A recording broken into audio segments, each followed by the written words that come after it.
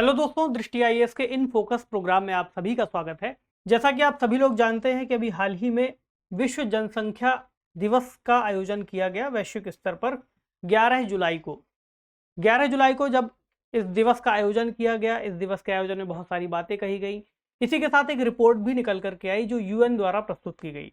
इस रिपोर्ट में एक एस्टीमेट बताया गया जिसके मुताबिक भारत आने वाले सालों में या अगले ही साल तक विश्व का सबसे ज़्यादा आबादी वाला देश बन सकता है, ये ऐसी रिपोर्ट कहती है।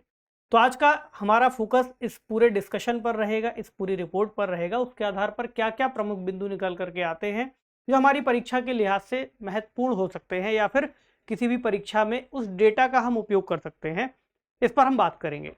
आज का जो टॉपिक है वह है, क्या भारत की जनसंख्या विश्व में सबसे ज्यादा होने वाली है? तो चूंकि एक सवाल है जो पूछा जा रहा है और इस रिपोर्ट ने इस दिशा में एक डेटा भी प्रस्तुत किया है, एक संभावना जताई है जो यूनाइटेड नेशंस की चूंकि रिपोर्ट है इसलिए अपने आप में बहुत महत्वपूर्ण कही जाएगी। तो परीक्षा के लिहाज से हमें इसको देखना बहुत जरूरी होगा। तो खबर क्या आई है? 5 chart that summarise UN's population report. UN ने जो रिपोर्ट जारी की है उसका नाम क्या है? UN world population prospectus report. तो इसमें क्या कहा गया है कि भारत अगले साल तक विश्व का सबसे ज्यादा आबादी वाला देश बन सकता है, और भी बहुत सारी बातें हैं। तो ये जो विषय है जीएस पेपर 1 और जीएस पेपर 3 के अंतर्गत कवर होगा। जीएस पेपर 1 में क्या आएगा? जनसंख्या एवं उससे संबद्ध मुद्दे, कि जनसंख्या, उसका प्रभाव, किस तरह से जनसंख्या की वृद्धि देशों की अर्थव्यवस्था या फिर देश की उस भौगोलिक परिस्थिति में, उस देश के विकास में योगदान देती है। दूसरा, सतत विकास में भी जीएस पेपर 3 के अंतर्गत यह जो मुद्दा है जुड़ता है। इसके अलावा एक टॉपिक और लिखा हुआ है हमने, निबंध का। तो निबंध में भी इस रिपोर्ट का जिक्र करते हुए बहुत सारे पॉइंट्स लिखे जा सकते हैं। इसके अलावा ऐसे निबंध जो प्रमुख रूप से जीएस वाले सेक्शन से रिलेट करते हैं, यानी कि ऐसे निबंध जिसमें आपसे तथ्यों की मांग की जाती है, उस दौरान तथ्यों के रूप में आप इन आंकड़ों का यदि उपयोग करते हैं तो बहुत ही अच्छा निबंध माना जाएगा, या फिर निबंध में जो आपकी बातों की प्रामाणिकता है वो बढ़ जाएगी। ठीक है, इस लिहाज से भी जो डेटा है उसको आपको नोट करते हुए चलना है कि डेटा की उपयोगिता कहां पर आप ले सकते हैं। ठीक, तो डेटा चूंकि एनालिसिस आज ज्यादा होगा थोड़ा सा, इसलिए डेटा महत्वपूर्ण होगा। तो यूएन विश्व जनसंख्या की संभावना 2022 रिपोर्ट पर अभी हम बात कर लेंगे। इससे जुड़े जो इंपॉर्टेंट पॉइंट्स हैं उनको देखेंगे। भारत की जनसंख्या के बारे में भी ये रिपोर्ट क्या कहती है इसको देखेंगे। रिपोर्ट का क्या महत्व है, क्या निष्कर्ष निकाल सकते हैं, और एक सवाल जिसे आप मेंस के स्तर पर लिखने का अभ्यास करेंगे। ठीक है, चलिए शुरू करें। इस रिपोर्ट के बारे में कुछ बेसिक जानकारी जान लें। तो इसका नाम है यूएन वर्ल्ड पॉपुलेशन प्रोस्पेक्ट 2022, यानी कि यूएन विश्व जनसंख्या संभावना 2022। रिपोर्ट 27वां संस्करण है इस बार, और इसे संयुक्त राष्ट्र के जनसंख्या प्रभाग द्वारा जारी किया गया है और इसके द्वारा ही जारी किया जाता रहा है। जिसमें देशों या क्षेत्रों के लिए जनसंख्या का अनुमान लगाया गया है कि आने वाले कुछ सालों में विश्व की आबादी कितनी बढ़ सकती है। एक संभावना जताई गई है। कुछ पिछले जो रिकॉर्ड्स देशों के द्वारा दिए गए हैं या देशों के अंतर्गत जो जनसंख्या होती है उसके डेटा का उपयोग करते हुए ये सभी प्रोजेक्शंस किए जाते हैं या अनुमान लगाए जाते हैं। ये रिपोर्ट 1951 से द्विवार्षिक रूप से प्रकाशित की जा रही है और अपने आप में बहुत महत्वपूर्ण रिपोर्ट है। ठीक, इसमें प्रजनन, मृत्यु दर या अंतर्राष्ट्रीय प्रवास में जो भी पिछले रुझान रहे होंगे, ठीक, उनके अनुमानों को संशोधित किया गया है और उसके लिए जो भी डेटा है राष्ट्रीय स्तर पर उसका उपयोग किया गया है। यानी कि इसके पहले जो भी रुझान, चूंकि हर 2 साल में आती है रिपोर्ट, इस हिसाब से जो रुझान आते हैं उनको संशोधित भी किया जाता रहता है और इस हिसाब से उसको संशोधित करते हैं जैसे अन्य देशों के अंतर्गत जो जनगणना के आंकड़े हैं उनका उपयोग करते हुए। ठीक, आगे देखें। तो 1950 और 2022 के बीच किए गए लगभग 1758 राष्ट्रीय जनसंख्या जनगणना के परिणामों पर यह आधारित है। इसमें महत्वपूर्ण पंजीकरण के जो सिस्टम्स हैं, 2890 राष्ट्रीय स्तर पर प्रतिनिधि नमूना सर्वेक्षण यानी कि सैंपल सर्वे पर आधारित है। इसके अलावा इस रिपोर्ट में पहली बार उम्र और टाइम यानी समय के 1 साल के अंतराल में जो अनुमान आए हैं उनको प्रस्तुत किया गया है। इसके पहले इसमें 5 वर्षों के ऐसे अनुमान प्रस्तुत किए जाते थे। हालांकि ये तो हुई कुछ टेक्निकल पॉइंट इस रिपोर्ट के, जो भी टेक्निकल पक्ष हैं। अब हम आते हैं कुछ व्यावहारिक बिंदुओं पर जो महत्वपूर्ण है। जैसे कि रिपोर्ट से इतर थोड़ी सी बात करें तो वैश्विक स्तर पर जीवन प्रत्याशा में वृद्धि हुई है। ठीक, और ये वृद्धि कितनी है? सन 2000 से लगा करके 2019 के बीच देखें तो 6 वर्ष से अधिक की वृद्धि देखी गई है। यानी कि 2000 में जहां 66.8 वर्ष किसी व्यक्ति की जीवन प्रत्याशा होती थी, 2019 में बढ़कर के 73.4% हो गई है। इसमें अलग अलग फैक्टर्स काम कर सकते हैं कि हेल्थ का इंप्रूवमेंट हुआ है और भी बहुत सारे, ठीक। स्वास्थ्य के अलावा जो सामाजिक स्थितियां हैं उनमें सुधार हो रहा है। इसके अलावा 2050 तक अनुमान लगाया गया है रिपोर्ट में कि 77.2 वर्ष तक ये जीवन प्रत्याशा जा सकती है। तो जीवन प्रत्याशा के बारे में आप जैसा कि जानते हैं कि लाइफ एक्सपेक्टेंसी, यानी कि कोई व्यक्ति एक अनुमान के मुताबिक एक वयस्क व्यक्ति कितने समय तक जीवित रह सकता है, इसका अनुमान, ठीक, औसत निकाला जाता है। उसके आधार पर विश्व का औसत ये कहता है। अच्छा, भारत में 2015 से 2019 के दौरान इसमें थोड़ी सी वृद्धि हुई है और कितनी हो गई है, 69.7 वर्ष तक ये आ गई है। अगर हम लीस्ट डेवलप्ड कंट्रीज को देखें तो उसमें लगभग 7 वर्षों का वैश्विक स्तर पर जो आंकड़ा है उससे अंतराल देखने को मिलता है, गैप देखने को मिलता है, ठीक। मतलब कि जितना वैश्विक स्तर पर आंकड़ा चल रहा है उससे अगर आप केवल लीस्ट डेवलप्ड कंट्री को निकालेंगे जो अल्प विकसित देश है तो उसमें काफी लंबा गैप दिखाई देगा जीवन प्रत्याशा में। अब आते हैं रिपोर्ट के प्रमुख बिंदुओं पर। तो पहली बात तो इस रिपोर्ट में यही बताया गया है कि वैश्विक स्तर पर जो जनसंख्या है उसमें वृद्धि हो रही है, लगातार वृद्धि हो रही है, ठीक है। यानी कि जनसंख्या के आंकड़े बताते हैं कि आने वाले समय में जो पॉपुलेशन है, जो जनसंख्या वो केवल बढ़ेगी, ठीक। अब जो प्रमुख बात है वो ये कि 1950 के दशक से पहली बार ये पता चला है कि जो वृद्धि हो रही है वो सबसे कम है, ठीक। और 2020 में जो वृद्धि दर है वो 1% से कम हो जाएगी। इस बात से क्या पता चला, इस बात को ऐसे समझें कि जो पॉपुलेशन है वो तो बढ़ रही है, ठीक, लेकिन जिस गति से अभी तक वो बढ़ रही थी उसकी तुलना में उसमें गिरावट आ गई। यानी कि मान लीजिए कि किसी खास वर्ष में 100 लोग कहीं पर रहते हों, अगले 1 साल में उनमें 50 लोगों की वृद्धि हो गई, ठीक। हम क्या कहेंगे, 50% वृद्धि हो गई। वहीं उसके बाद वाले वर्ष में इसमें 10 लोगों की वृद्धि हुई तो 10% वृद्धि हुई है। मतलब कि 100 जब थे, 50 जुड़े तब जनसंख्या बढ़ी, उसके बाद जब 10 जुड़े तब भी जनसंख्या बढ़ी। यानी वृद्धि तो हो रही थी, जनसंख्या के नंबर तो बढ़ रहे थे, लेकिन जो ग्रोथ रेट है, वृद्धि की दर है, उसमें गिरावट आ रही थी। तो अब यही बात यहाँ पर लिखी हुई है कि जो वृद्धि की दर है उसमें गिरावट आई है। और जो चार्ट में आप देख सकते हैं कि ये प्रोजेक्शन बताता है कि अभी बढ़ तो रहा है, यानी 2022 की लकीर यहाँ पर आपको दिख रही है, इसके बाद भी बढ़ेगा, लेकिन जिस गति से बढ़ रहा था उसमें गिरावट आ रही है, ठीक। और कितनी हो गई है, 1% से भी कम की वृद्धि दर हो गई है। तो आने वाले समय में ऐसा बताया गया है कि 15 नवंबर 2022 यानी इसी साल जो आंकड़ा है वो 8 बिलियन तक पहुंच जाएगा, ठीक है। तो ये डेटा बताता है। इसके अलावा दुनिया की आबादी 2030 में, यानी कि अभी तो 8 बिलियन होगा, ठीक, 2030 तक जब आप जाएंगे तो ये लगभग 8.5 बिलियन पर पहुंचेगी। 2050 तक पहुंचने पर 9.7 बिलियन, और 2080 तक जब ये पहुंचेगा तो ये सबसे ज़्यादा शीर्ष पर होगी। जनसंख्या जो हमारी पृथ्वी के अंतर्गत मौजूद है मनुष्य की, वो लगभग 10.4 बिलियन तक पहुंच जाएगी, ठीक। और ये इसका पीक होगा, ऐसा अनुमान बताते हैं। और आने वाले अगले कुछ सालों तक, यानी 2080 के बाद 20 सालों तक और, यानी लगभग 2100 तक ये 2080 के स्तर पर ही रहेगा, जनसंख्या स्थिर रहने वाली है उसके बाद।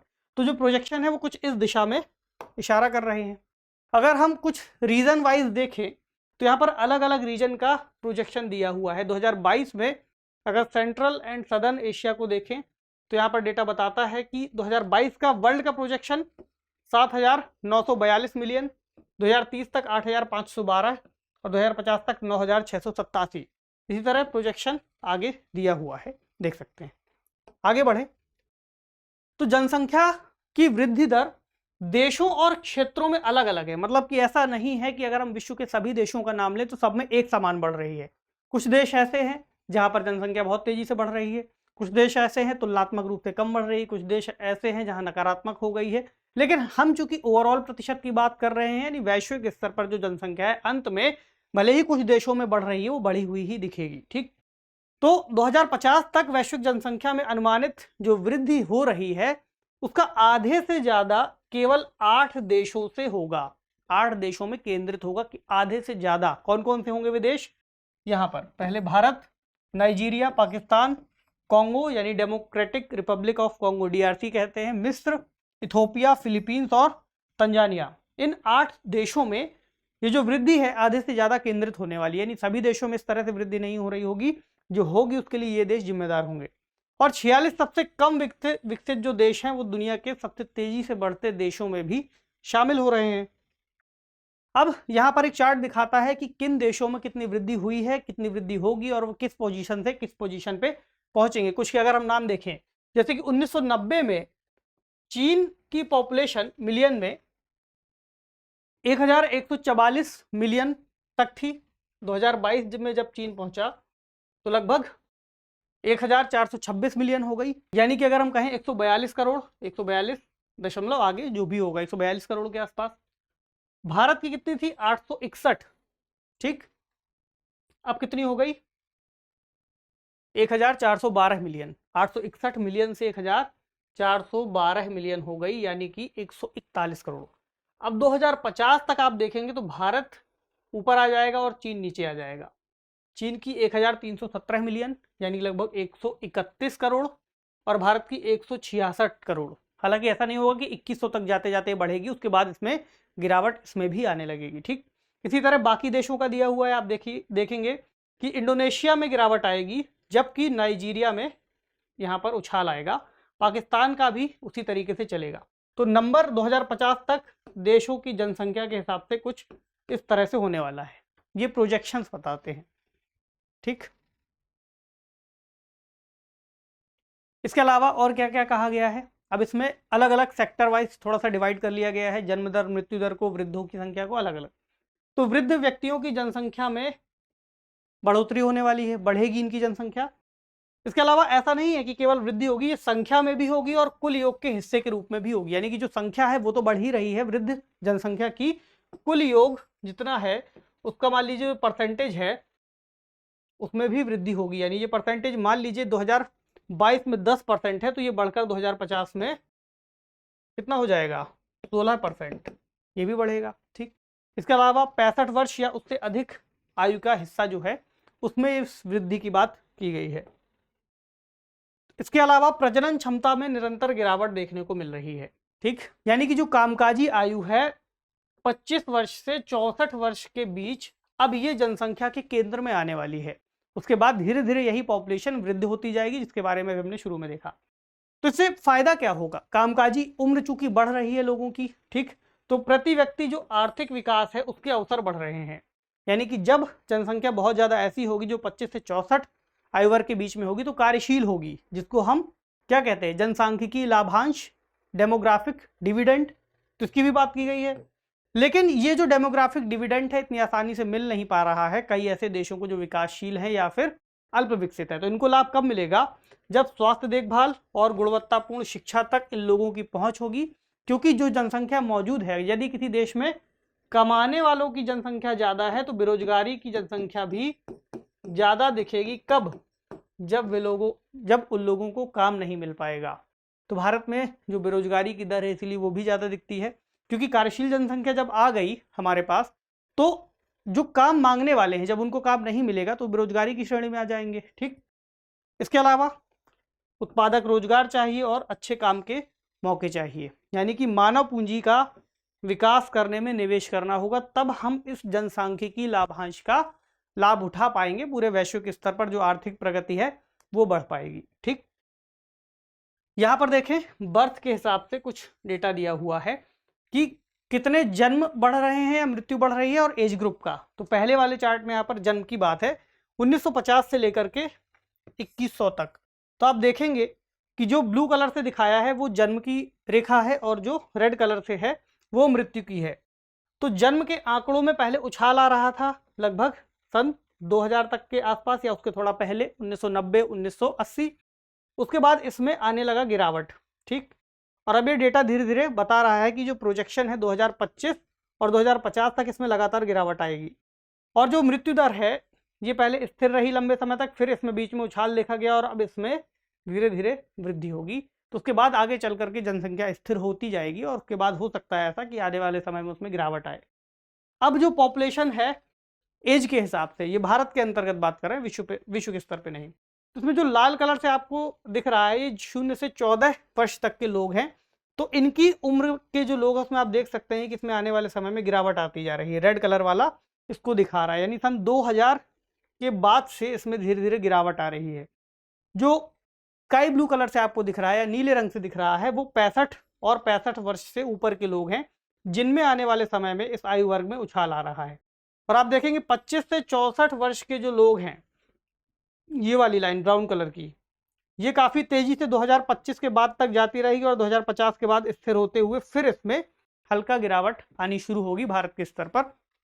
तो ये आयु वर्ग के हिसाब से डेटा बताता है। अब और कुछ बातें जानें तो अंतर्राष्ट्रीय प्रवास की बात इसमें की गई है कि ऐसे देश जहां पर आय के स्तर अच्छे हैं, यानी उच्च आय वाले देश है, वहां पर जो पॉपुलेशन अगर हम बढ़ती हुई दिख रही है तो उसका एक कारण प्रवास है, लोगों का एक जगह से दूसरी जगह पर जाना है।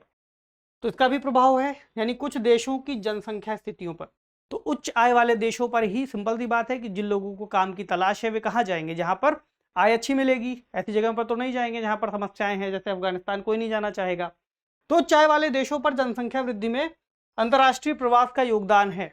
ये डेटा बताता है 2000 और 2020 के बीच का, जहां पर 80.5 मिलियन का नेट इनफ्लो देखा गया है देशों में। ठीक, यानी कि मृत्यु पर जन्म के संतुलन 66.2 मिलियन से ज्यादा है। इसका मतलब क्या हुआ कि जितने जन्म हुए और जितनी मृत्यु हुई, जब उनका संतुलन निकाला गया, यानी कि जन्म और मृत्यु को बराबर कर दीजिए, उसके बाद जो बचा, यानी कि जन्म बचे 66.2 मिलियन जो जन्म हुए, उससे कहीं ज्यादा जो लोगों का यहाँ वहाँ प्रवास था उसमें वृद्धि हुई, यानी कि उससे ज्यादा वो प्रवास दिखाई देता है जनसंख्या के रूप में, ना कि उतनी बर्थ हुई। तो अगले कुछ दशकों में प्रवास उच्च आय वाले देशों में जनसंख्या वृद्धि का एकमात्र चालक होगा, ऐसा भी ये रिपोर्ट कहती है। यानी कि ऐसे देश जहां पर पॉपुलेशन बहुत ज्यादा नहीं बढ़ रही है, वहां पर जो पॉपुलेशन होगी, जो खासकर उच्च आय वाले देश हैं, जैसे यूएस हो गया या फिर कुछ और देश कह सकते हैं, तो वहां पर कौन लोग होंगे, जो प्रवासी हैं, उनकी वजह से पॉपुलेशन दिखाई पड़ेगी। ऐसा भी ट्रेंड है। इसके अलावा 10 देशों के लिए प्रवासियों का अनुमानित शुद्ध बहिर्वाह, यानी ऐसे 10 देश जहां से प्रवासी बाहर जा रहे हैं, 2010 से 2021 की अवधि में 1 मिलियन से ज्यादा है। ठीक, और कारण क्या है? अस्थायी श्रमिक प्रवास, यानी अस्थायी रूप से वो बाहर गए काम की तलाश में। दूसरा, किसी असुरक्षा की वजह से, जैसे अफगानिस्तान की स्थितियां, संघर्ष की वजह से म्यांमार की स्थितियां, रोहिंग्या शरणार्थी, इन लोगों को आप देख सकते हैं। तो कुछ प्रमुख नामों की अगर हम सूची देखें तो पाकिस्तान, भारत, बांग्लादेश, नेपाल और श्रीलंका का नाम लिया हुआ है। यहाँ पर पाकिस्तान से 16.5 मिलियन लोग, भारत से 3.5 मिलियन, बांग्लादेश से 2.9 मिलियन, नेपाल से 1.6 मिलियन और श्रीलंका से 1 मिलियन लोगों का प्रवास हुआ इस अवधि के दौरान। ठीक है, चलिए अब भारत की जनसंख्या के हिसाब से देखें कि रिपोर्ट क्या बताती है। तो भारत में चूंकि रिपोर्ट यूएन की तरफ से आई है, जनसंख्या भारत में मौजूद है, तो यूएन के पास क्या डेटा रहा होगा उपयोग के लिए। ठीक, इसमें चूंकि भारत के अंतर्गत जो डेटा है जनसंख्या से संबंधित, वो महापंजीयक यानी कि रजिस्ट्रार जनरल की देखरेख में सारा सर्वेक्षण वगैरह कराया जाता है। तो आखिरी प्रोजेक्शन 2019 में जारी हुआ था, जिसके मुताबिक वर्तमान आंकड़े मौजूद हैं भारत में, जो कि 2011 की जनगणना के हिसाब से मौजूद हैं। ठीक, तो जनगणना का अनुमान संयुक्त राष्ट्र के अनुमान से थोड़ा सा कम है, मतलब कि भारत में जो प्रोजेक्शन किया गया है वो यूएन के प्रोजेक्शन से थोड़ा सा कम है। तो ऐसा हो सकता है कि भारत के जो आंकड़े हैं उसके मुताबिक जो भारत की जनसंख्या है वो कुछ एक आध साल और लग जाए, 2023 से 2024 हो जाए या 2023 हो जाए, उसको सबसे ज्यादा जनसंख्या तक आने के लिए। क्योंकि सरकार के अंतर्गत जो डेटा है, जब तक आधिकारिक डेटा रिलीज नहीं होगा तब तक वैश्विक स्तर पर उसको मान्यता नहीं मिल पाएगी। ऐसा हो सकता है कि अगर जनसंख्या बहुत ज्यादा भी हो गई हो, तो जब तक गणना के आंकड़े नहीं आएंगे तो स्पष्ट रूप से इसको नहीं कहा जा सकता। इसके अलावा एक बहुत जरूरी बात यह है कि प्रतिस्थापन प्रजनन दर, जिसको हम इस रूप में जानते हैं कि जितने जन्म हुए और जितनी मृत्यु हुई उनका अनुपात, यानी कि वैश्विक स्तर पर जितने जन्म हो रहे हैं, यदि मृत्यु भी उतनी ही हो रही है, तो हम कहेंगे कि जनसंख्या स्थिर हो गई है। अगर जन्म ज्यादा हो रहे हैं तो हम कहेंगे कि जनसंख्या वृद्धि दर अभी बढ़ी हुई है। अगर हम कहेंगे मृत्यु ज्यादा हो गई है, तो जो जनसंख्या की स्थितियां हैं उनमें संकुचन देखने को मिलेगा। तो प्रतिस्थापन दर कितनी मानी जाती है? 2.1% किसी भी देश में, तब ऐसा मान लिया जाता है कि अब उस देश की जनसंख्या लगभग स्थिर होने के लिए आ गई है। ठीक, भारत में चूंकि प्रतिस्थापन दर लगभग 2 पर आ गई है, इसलिए ऐसा माना गया है कि आने वाले समय में जनसंख्या अपने आप में स्थिर होने वाली है। ठीक, इसके अलावा इस प्रतिस्थापन दर की वजह से 0 से 14 वर्ष और 15 से 24 वर्ष के समूह में गिरावट आ रही है और 25 से 64 वर्ष और 65 प्लस में वृद्धि दिखाई दे रही है। मैं शुरुआत में भी इस पर चर्चा की। चूंकि भारत ही एकमात्र देश नहीं है जहां पर प्रतिस्थापन दर हासिल कर ली गई है, और भी कई सारे ऐसे देश हैं। ठीक, इस हिसाब से इसीलिए शुरुआत में हमने देखा कि जनसंख्या तो बढ़ रही है, लेकिन आंकड़े बता रहे हैं कि जो वृद्धि की दर है वो धीमी होती जा रही है। हालांकि एक दिन में या 2 दिन में या 10 साल की बात नहीं है, पूरे देश की जनसंख्या है। प्रतिस्थापन दर हासिल होने के बाद भी उसमें जो वृद्धि एक समय हुई थी उसमें धीरे धीरे ही गिरावट आती जाएगी, इसलिए प्रोजेक्शन 2100 तक के दिए गए हैं। ठीक, अब बात करें रिपोर्ट के महत्व के बारे में, तो पहली बात तो यही है कि अपने आप में एक प्रामाणिक स्रोत है, चूंकि संयुक्त राष्ट्र ने जारी किया है। इसके अलावा कई देशों द्वारा इस डेटा का उपयोग भी किया जाता है। इसके अलावा जो प्रोजेक्शंस हैं वो आने वाले समय में सरकारों को भी और जो नीति निर्माता हैं उनको भी आने वाले समय के लिए जनसंख्या के हिसाब से नीतियों के निर्धारण में महत्वपूर्ण सूचना उपलब्ध कराते हैं कि अब आने वाले समय में कैसे समाज का डेवलपमेंट हो, किस हिसाब से किस दिशा में पॉलिसीज बनाई जाए ताकि लोगों को जनसंख्या का वैश्विक स्तर पर या फिर देश के स्तर पर आर्थिक रूप से, सामाजिक रूप से लाभ मिल सके। ठीक, निष्कर्ष को देखें तो निष्कर्ष में कुछ बातें पता चली हैं, जैसे कि जनसंख्या बढ़ रही है तो संसाधनों पर अतिरिक्त दबाव बनेगा। ऐसा माना जाता था आज से कुछ समय पहले तक कि जब जनसंख्या 5 से 6 बिलियन के आसपास थी तब ऐसा मानते थे कि जब जनसंख्या 8 बिलियन तक पहुंचेगी तब भीड़ भाड़ बहुत ज़्यादा बढ़ जाएगी। तो अब तो जनसंख्या 8 बिलियन तक पहुंच गई है, भीड़ भाड़ बढ़ी है हालांकि, लेकिन संयुक्त राष्ट्र के जो संयुक्त राष्ट्र सचिव हैं एंटोनियो गुतेरेस, उनका मानना है कि 8 बिलियन लोग जो मौजूद हैं उनको किसी भी तरीके से लोगों को अपने विकास में, आर्थिक विकास में, वैश्विक साझेदारी में हिस्सेदारी लेनी चाहिए। ठीक, इसके अलावा एक और जो समस्या आएगी वो आएगी एसडीजी गोल्स की प्राप्ति में। चूंकि अब जनसंख्या बढ़ रही है उसी हिसाब से संसाधन लिमिटेड हैं, तो सतत विकास लक्ष्यों की प्राप्ति कैसे कर पाएंगे हम। एसडीजी गोल्स आप जानते हैं 17 गोल हैं यहाँ पर दिए हुए हैं, जैसे कि no poverty, zero hunger, good health, quality education, gender equality. जैसे जैसे जनसंख्या बढ़ती जाएगी वैसे वैसे इन गोल्स की प्राप्ति में, यानी कि गोल्स को पाने में जो हमारे प्रयास हैं वो धीरे धीरे हमें और ज़्यादा बढ़ाने होंगे, इंटेंस करने होंगे। ठीक, इसके लिए फंडिंग की भी जरूरत होगी, तो जो समस्या है वो अपने आप में बढ़ती जाएगी। समाधान क्या हो सकते हैं? सबसे बड़ी बात, चूंकि कामकाजी जनसंख्या बढ़ रही है 25 से 64 साल तक, तो कौशल विकास करना बहुत ज़्यादा जरूरी है। यानी कि अब ऐसी जनसंख्या मौजूद है जिसको अब दोबारा स्कूल तो भेजा नहीं जा सकता। ऐसे में स्किल डेवलपमेंट प्रोग्राम के जरिए ही उनकी स्किल्स को बढ़ा करके उनको रोजगार से जोड़ा जा सकता है। इसके अलावा ऐसे देशों में जहां पर जो वृद्ध आयु वर्ग है उसकी वृद्धि जहां जिन जिन देशों में हो रही है उनको सामाजिक सुरक्षा, पेंशन जैसी जो सिस्टम्स हैं उनमें सुधार करने होंगे। इसके अलावा सार्वभौमिक स्वास्थ्य देखभाल, यूनिवर्सल हेल्थ और लॉन्ग टर्म जो देखभाल प्रणालियां हैं उनको स्थापित करना होगा, यानी वृद्ध जनों की देखभाल करने पर अब ध्यान देना होगा। इसके अलावा वृद्ध व्यक्तियों के बढ़ते अनुपात में सार्वजनिक कार्यक्रमों को भी बनाना होगा, यानी कि ऐसे प्रोग्राम्स जो कहीं ना कहीं इन लोगों की देखभाल की ओर इशारा करें या फिर इन लोगों की देखभाल को मजबूत बनाए, कानूनी रूप से सुनिश्चित करें। ठीक, तो इस पूरी रिपोर्ट का ओवरऑल निष्कर्ष ये निकलेगा कि जो डेटा मिला है वो अपने आप में बहुत महत्वपूर्ण है। आप किसी भी उत्तर को लिखते समय इसका उपयोग जरूर कीजिएगा, और जो डेटा हमने यहाँ डिस्कस किया है आप चाहें तो एक बार फिर से प्रोग्राम को देख करके कुछ पॉइंट्स नोट कर सकते हैं। सवाल क्या है? विशेष भारतीय संदर्भों को ध्यान में रखते हुए संयुक्त राष्ट्र की विश्व जनसंख्या संभावना रिपोर्ट 2022 के प्रमुख बिंदुओं पर चर्चा कीजिए। बहुत ही सिंपल सा सवाल है। तो भारतीय संदर्भों को ध्यान में रखना है कि भारत के बारे में क्या कहा है, और इस रिपोर्ट के जो प्रमुख बिंदु हैं, जो भी प्रोजेक्शंस दिए गए हैं, इनको आपको बताना है और उत्तर को पूरा करना है। 250 शब्दों में लिख सकते हैं।